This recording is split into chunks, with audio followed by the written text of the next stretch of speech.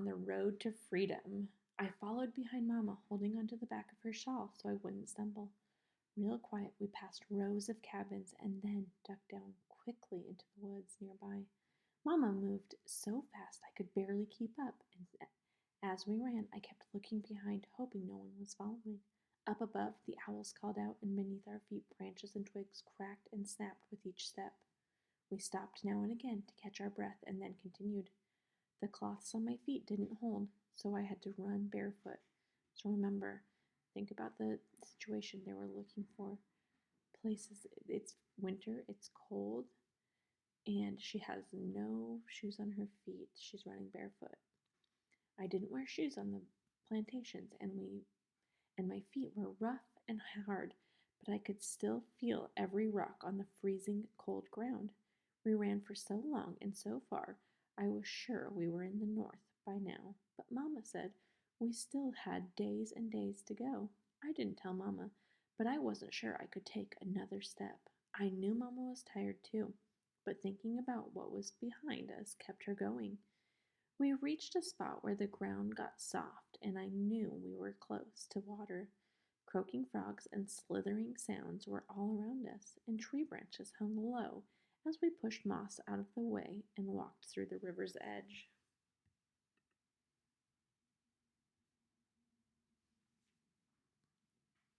The ice on the river was slick and smooth, and it burned my bare feet with its cold. We walked as fast as we could without slipping, but the wind was strong, and I had to hold to Mama to keep from being blown away. Halfway across, we heard ice crack beneath us, and we backed up till we stood on the hard ice again. Mama said, "You're so light, Emma. You better go. You go on across first, and I'll follow behind. Better we go one at a time." I started out, stepping as lightly as I could until I got to the solid part.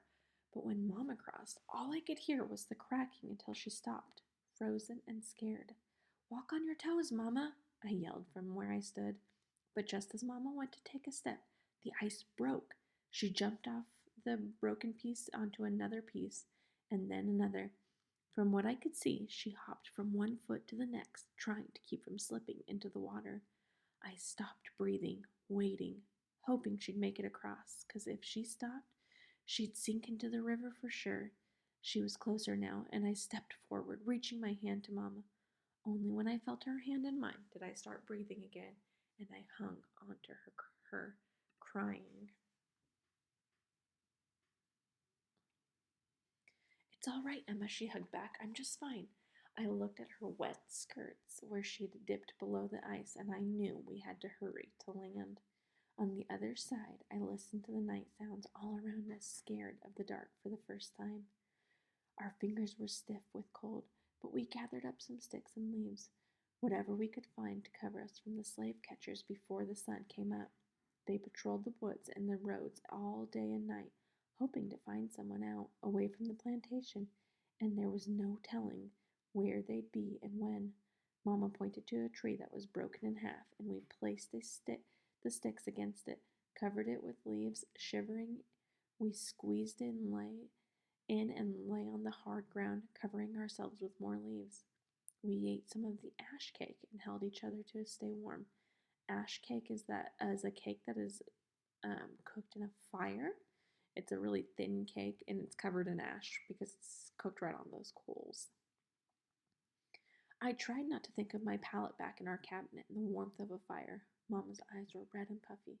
"You sleep, Mama," I said, the taste of dirt in my mouth. "I'll listen out."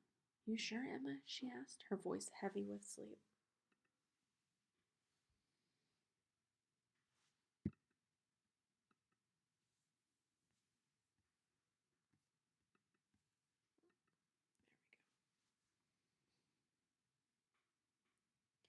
I told her I'd wake as soon as I got sleepy, and no sooner had I said it than Mama curled up, trying to stay warm.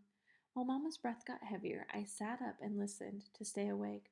I thought of the master, the slave catchers, and their dogs. Then I thought of Papa and wondered if he'd ever made it to freedom, like my friend Hetty. When Hetty left last winter with her ma, I prayed for her safety. Every day I watched for her, missing her, but hoping they didn't catch her and bring her back. I closed my eyes, pretending we were all together, me, Mama, Papa, and Hetty, up north, free from the master. Before I knew it, sleep was on me. So as we end chapter 2, I want you to be thinking of Emma's point of view right now. She's taking on a lot of these really big, important things right now where she's in a lot of danger. I want you to go back and find some information from the text that supports what Emma's point of view is.